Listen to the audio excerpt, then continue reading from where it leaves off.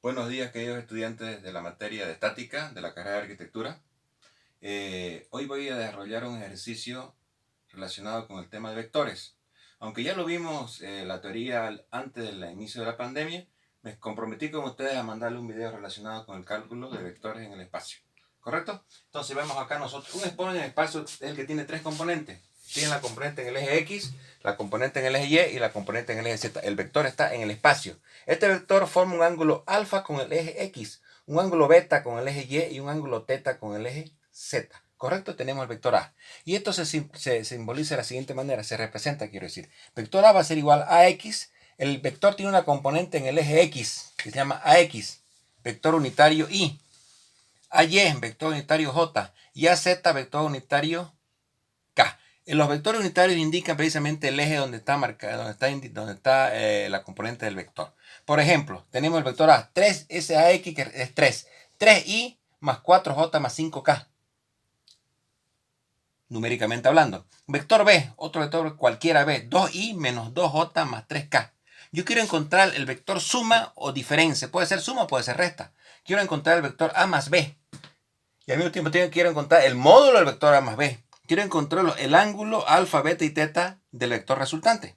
Entonces, tomo el vector resultante, que va a ser la suma de A más B. Agarro el vector A, que es 3i 4j más 5k, y le sumo el vector B. ¿Correcto? Agrupo términos semejantes. 3i más 2i son 5i. 4j menos 2j son 2j. 5k más 3k son 8k.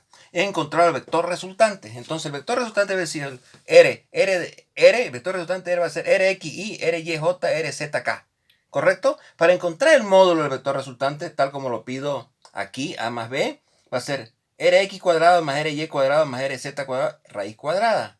Porque es el módulo, ¿no es verdad? Entonces va a ser 5 al cuadrado, 2 al cuadrado y 8 al cuadrado. Eso me da 93. Eso va a ser 9.64. ¿Correcto? Ahora, para encontrar los ángulos del vector que forma con las componentes x, y, z, utilizamos los cosenos directores. ¿Por qué directores? Porque direccionan al vector.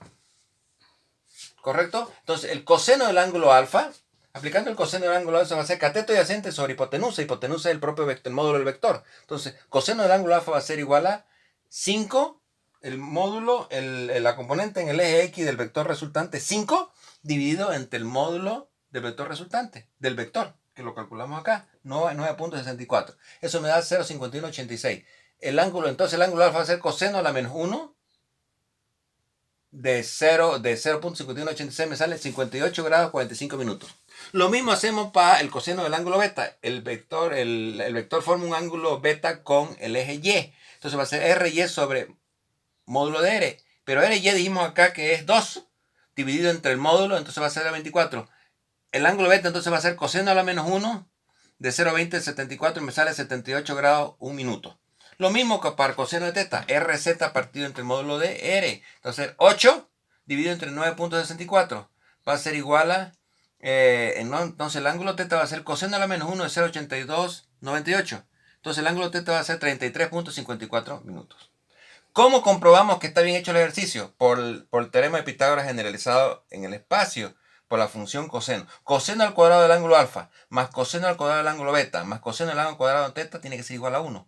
Coseno de alfa, ya dijimos que era, lo calculamos aquí, ese era 51,86 elevado al cuadrado. Coseno de beta lo calculamos aquí, que es 0,2074 elevado al cuadrado. Y coseno de teta va a ser 0,8298, lo calculamos acá.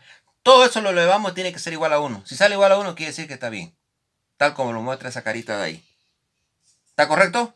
Muy bien. Entonces, si tenemos nosotros otro vector cualquiera, como el que le he presentado en el predido en el práctico, que yo tengo que hablar, R va a ser igual, por decir algo, a 3A más 2B.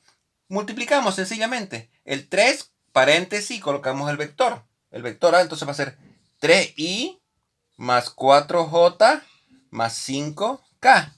Más 2, colocamos el vector 2i menos 2j más 3k. Multiplicamos y desarrollamos y agrupamos términos semejantes y de ahí para adelante el procedimiento es exactamente el mismo. ¿Correcto? Entonces con eso precisamente hemos hemos concluido el tema relacionado con vectores. Repito, nuevamente este tema yo lo vimos al inicio del semestre, antes de que entremos en la pandemia. Pero como vieron alumnos que se inscribieron recién, entonces a nivel aclarativo estoy haciendo este ejercicio de aplicación. Muchísimas gracias, queridos jóvenes. Cuídense, que estén bien.